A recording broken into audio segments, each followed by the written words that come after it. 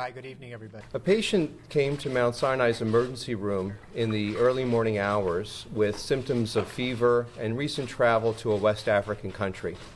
The patient was promptly isolated and placed in a strict isolation facility at Mount Sinai such that we could protect the patient and also any staff and other patients in the facility and all visitors.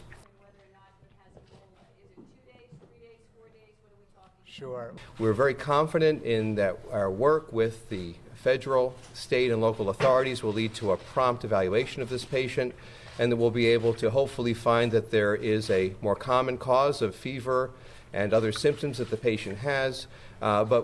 Using an abundance of caution, we're going to work carefully with the CDC to make certain that this patient does not have the Ebola virus disease. Odds are this is not Ebola. It's much more likely that it's a much more common condition. We're ruling those things out as well. In conjunction with the CDC, who's been guiding us on the testing protocol, we're sending specimens down to them, and we expect an answer hopefully in the next 24 to 48 hours, although we can't guarantee. We can't comment. We cannot comment any of the details.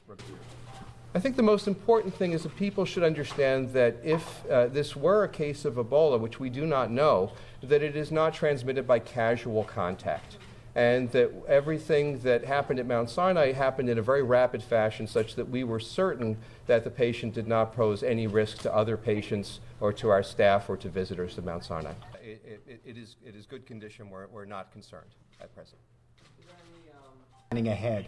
And so we spent a lot of time over the weekend, a number of the folks who are in this room, on calls, making sure that we had the right protocols in place so that any patient who arrived was immediately screened for travel history, and this is ongoing, travel history and symptoms. And if they had those things, they were immediately put in isolation before we had any other information. Even if it turned out that they were low risk or no risk, the idea was to isolate them as quickly as possible. And in this case, that's exactly what happened. It was about 7 minutes from the time they hit the door to when they were in isolation room.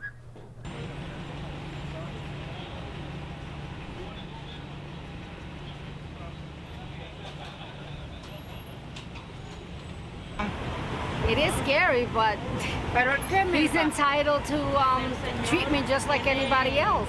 He is a human being after all.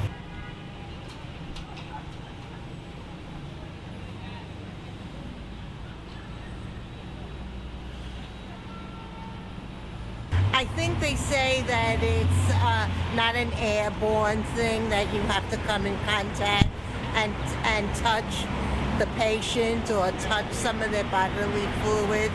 So I do feel that the patients are well protected.